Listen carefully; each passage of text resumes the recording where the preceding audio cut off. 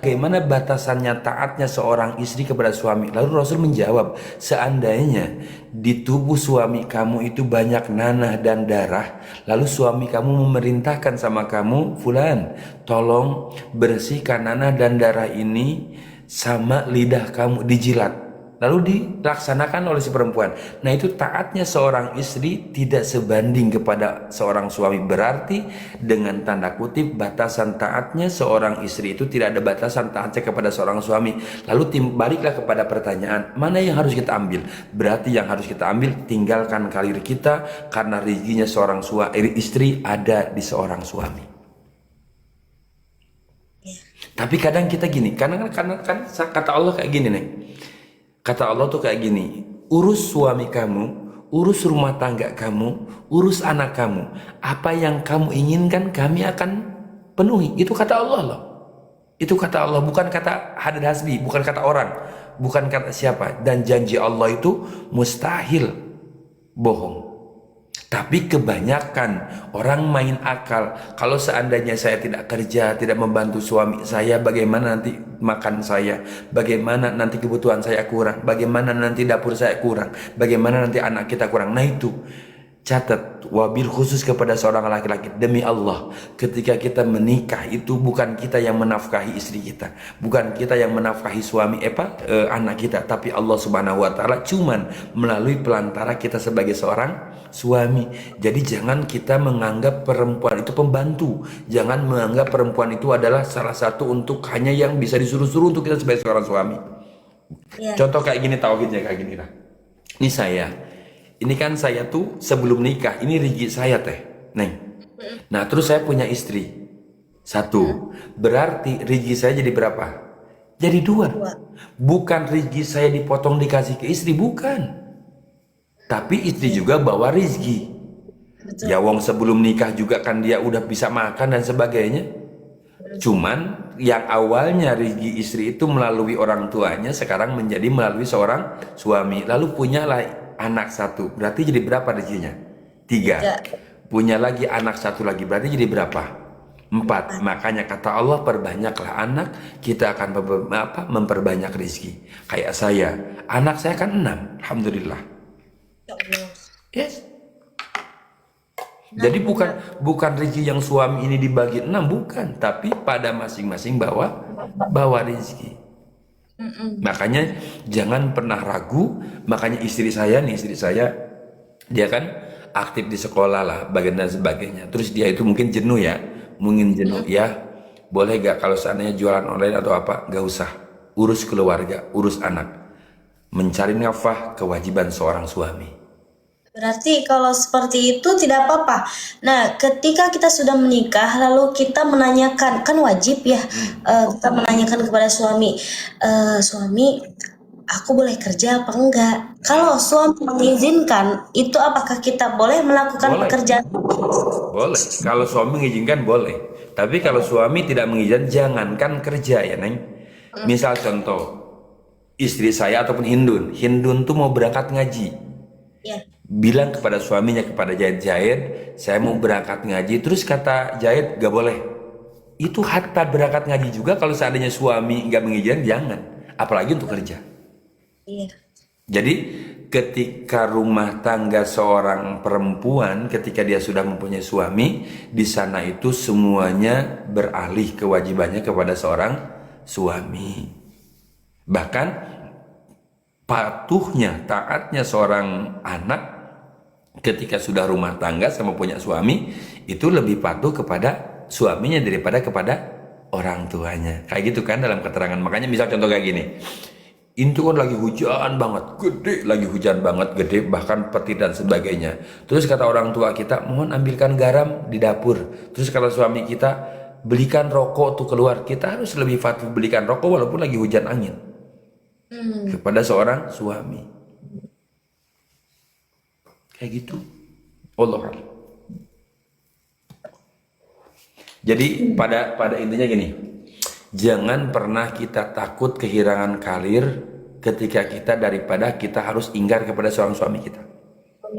Karena janji Allah itu urus suami kita, urus rumah tangga kita. Kalaupun kita mau kerja, ya boleh-boleh saja. Islam tidak melarang perempuan bekerja, demi Allah tidak melarang. Cuman pekerjaannya harus ada izin daripada seorang suami dan tidak mengganggu untuk kita mengurus anak, keluarga dan rumah tangga kita. Kayak gitu. Ketika ada IRT, ART atau begitu, itu tidak apa-apa di dalam Islam. Tidak apa-apa, cuman mungkin ganjaran-ganjaran yang Allah janjikan untuk seorang istri itu jadi kepotong, kekurangan. Nah, ya seperti itu. Tapi makanya ketika ada ART juga ada teman di rumah itu ketika yang menghidangkan seorang istri yang menghidangkan makanan kepada seorang suami walaupun dia tidak makan tapi dia hanya menemani. Iya. Nah itu ganjarannya itu fadilahnya sama dengan perempuan itu berangkat umroh. Hanya menemani loh itu. Iya. Hanya menemani. Ini kalau udah rumah tangga, misal contoh. Nah mohon maaf ini jadi jadi melebar kemana-mana ya. Tapi dengan tanda kutip ya mungkin hilaf dan sebagainya. Perempuan kalau udah rumah tangga sama suami ini saling pegang tangan. Kayak gini. Itu 35 kali umroh loh fadilahnya.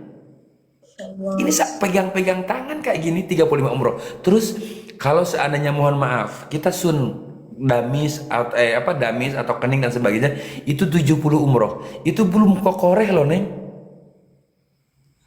Sakali kokoreh ganjaran anak 350 umroh. Sakali kokoreh neng. Berarti buka aja ya. Maksudnya Makanya luar biasa. Ibadah yang panjang itu adalah rumah tangga. Tapi ya godaannya luar biasa juga. Godaannya juga luar biasa. tantangannya juga luar biasa ya Pak Ustadz. Apalagi ketika kita punya anak. Jangan panggil itu adalah. Apalagi kalau kita baru punya anak 1, 2. Nah dari 3 ke sana barulah stabil.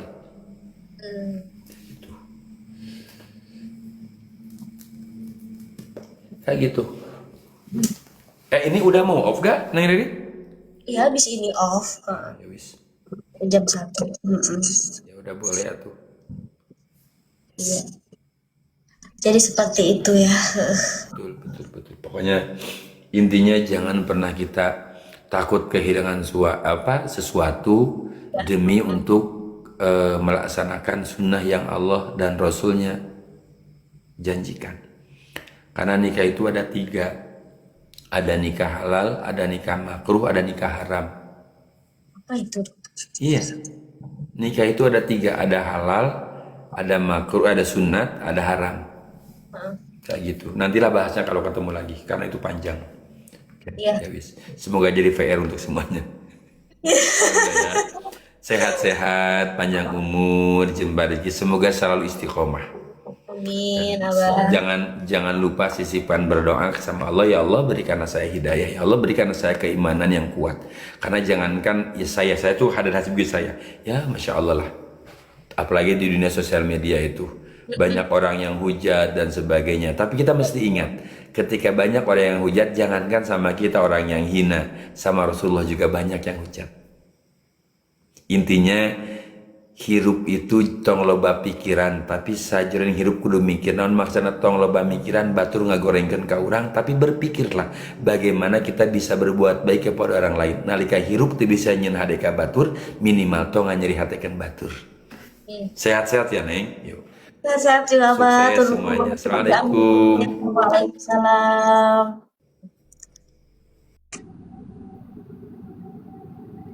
Hijrah cintaku menguatkan alasanku untuk menjadi manusia lebih baik.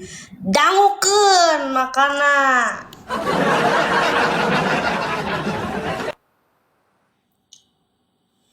Iya.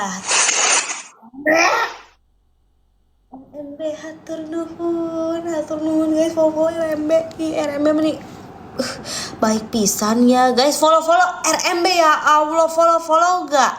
Astagfirullah, kokore teh naon? Abi teh nyaho kokore naon? Gak tahu kokore kokore apa aku teh tadi makanya naon kokore apa,